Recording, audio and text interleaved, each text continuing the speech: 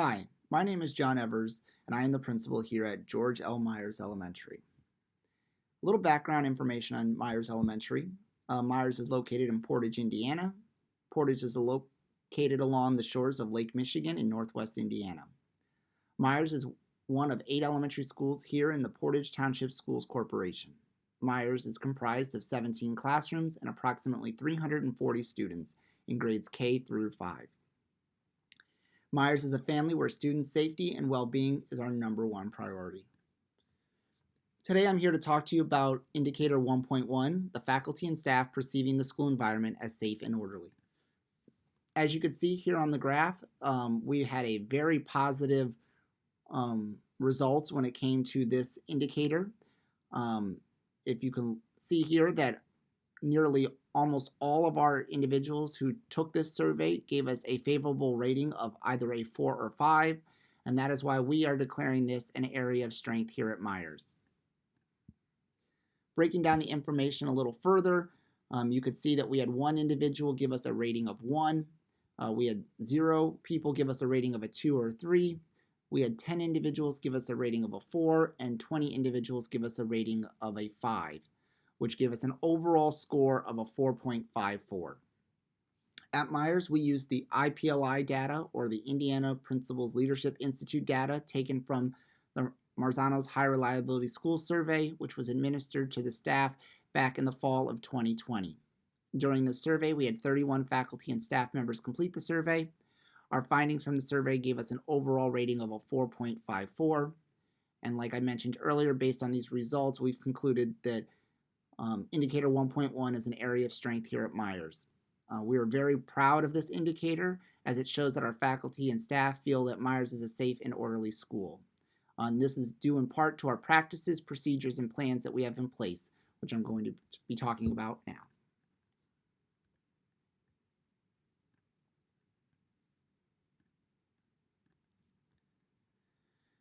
1.1 Task B, which is our lagging indicators. Again, these are the things that support the fact that we feel that Myers is, in fact, a school environment that's safe and orderly. Some of the things I'm going to be talking about today are our badges, our emergency dismissal plans, our emergency call button, our emergency procedure drills, hallway procedures, security cameras, locked doors, our pickup and drop-off procedures, sanitizing. Again, this is in lieu of COVID. Specific room numbers, walkie-talkies, and lastly, our yellow brick road. To begin with our badges, every employee here at Myers has a badge for identification and access to the building, which remains locked throughout the day. Looking a little closer at one of these badges, you can see here that our badges clearly state the school's name, George Myers Elementary. It states that it's a staff member. It gives our staff member's name and the year that this staff member is working, which is our current school year. As I mentioned, this badge is also not only used for identification, but also to gain access to our building. We do have scanners on all of our doors.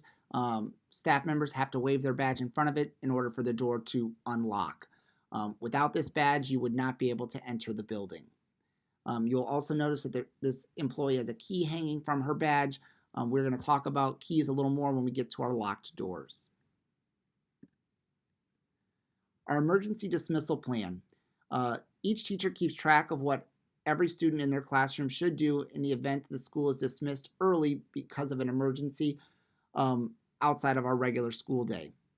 In the event there was an emergency, an all call will go out to all parents, letting them know that students will be leaving the building earlier. This form is something that we ask that all of our parents fill out at the beginning of the school year. It clearly asks for the parent to fill out the student's name, the current grade level, the teacher of the student, as well as one way in which the child will go home in case of an emergency. That could be walking, taking the school bus, or being picked up by an individual. We do ask that that person's name be written out for us so that we make sure that the children go home the correct way. Emergency call button. This is a button that's located in every classroom. This allows for direct access to the office. This allows us to be notified in case of an emergency or to inform the office if someone is in need of assistance. This button is a real nice feature to have in all of our classrooms. It is located by the front door. In the event of an emergency, all the teacher would have to do is simply push the button once. Once that button has been pushed, there's a phone in the office that begins to ring. The secretary or whoever might be in the office can answer the phone, ask what's going on. What is nice for the teacher is they do not have to be standing by that button. Once it is pushed, the phone call goes through our intercom system, so the teacher has the ability to continue to walk around the room and deal with whatever emergency might be taking place.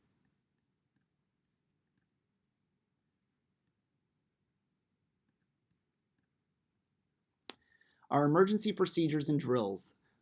Emergency procedures and drills are very important here at Myers to make sure that everyone's staying safe and that they know what to do in case of an emergency. We have these printed up on posters. These are located in every classroom and every room in our building. They outline various types of emergencies and what should be done in the event that this emergency was occurring.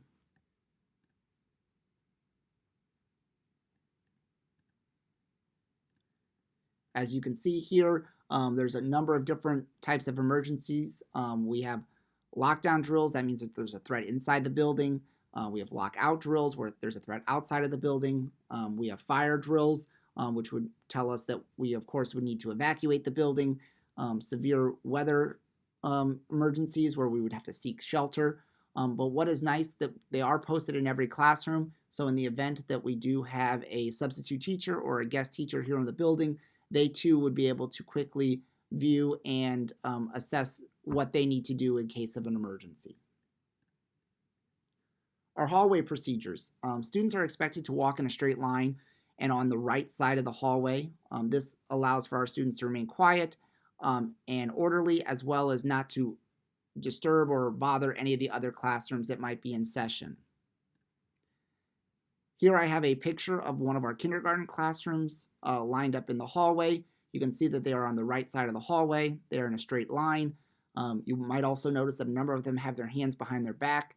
Our hallways have lots of student work and artwork throughout the halls, so we do ask that the students leave those things alone as well. So by having their hands behind their back, they're able to keep things nice and orderly. Security cameras.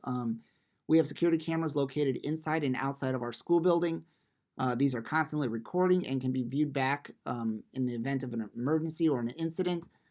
I do have a short audio testimonial from one of our special education teachers, Miss Nixon, about our security cameras. This can be shown with the lagging indicator of security cameras. Security footage can be pulled in the event that a situation occurs and needs to be reviewed. Cameras are located in several points throughout the building, including hallways, the gym, cafeteria, and outside. A little picture of one of our security cameras. This is in our hallway. The camera has multiple lenses. This one is pointing towards our exit as well as down the hallway. Going back to the locked doors, our classroom doors in our building remain locked even when students are present. This is to prevent anyone without a key from entering a classroom. Our entrance door to the buildings also remain locked throughout the day. Here is an example of one of our teachers who also puts up a note on their door just to remind our staff members to make sure that they do lock the door upon leaving a classroom. Teachers often have to get into the rooms. That's why that one staff member keeps her key right by her badge. But again, the doors must be locked every time someone enters or exits the room. Pick-up and drop-off procedures. These are specific procedures that we have in place that allow for our parents to pick up their children in an orderly fashion. We do have a lot of car riders here at Myers Elementary. In order to get through so many of them in an organized fashion and making sure that the students get to the correct car, we do have specific procedures in place. I do have a short video outlining those procedures. Myers Elementary dismissal procedures beginning Q2, October 20th. As you will notice, our entrance and exits have been reversed this school year. Our entrance now begins at the south part of our lot. When entering the south part of the lot, we are asking that you form a line around the perimeter of our parking lot. We have 4 dismissal times. The first one is our pink dismissal for kindergarten and first grade students without siblings at 2:45. Our second dismissal is our green dismissal, which is at 2:55, and that is for our kindergarten and first grade and their siblings. Our yellow dismissal is our third dismissal. This begins at 3:05. That is for our second and third grade students and their siblings. And our fourth dismissal is our blue dismissal, which is 3:15 for our fourth and fifth grade students and their siblings. Once you get checked in at the entrance of our parking lot, you will form a snake around the parking lot. At the far end of our parking lot, next to the dumpster, there will be someone with a walkie-talkie that will read the sign that was delivered to you. We do ask that this sign be displayed in the front window of the car. Remember, pink is for our kindergarten and first grade without siblings. Our green sign is for our kindergarten and first grade students and their siblings at 2:55.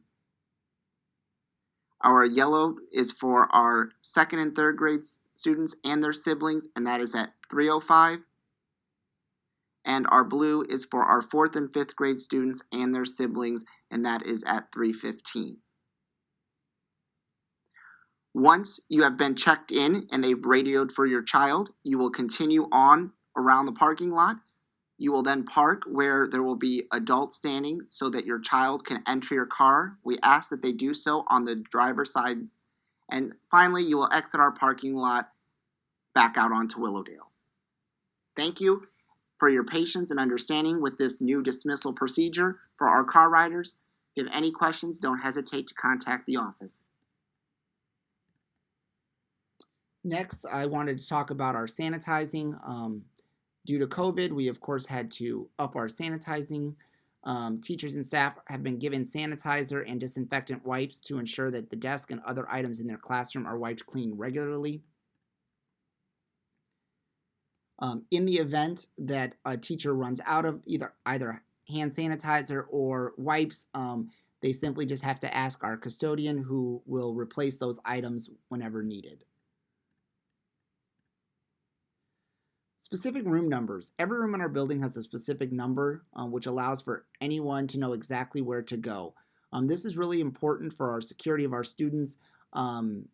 In the event that the fire department might need to come to our school, whereas, an employee might know where the library is, a fireman might not. So we do have specific room numbers so that every room has a specific number rather than just being called the lounge or the library. These numbers are located right above the door entrance. They are throughout the building, and we do have a map so that anyone in the event needing to figure out exactly where to go, they can look at that map and find every number to every room.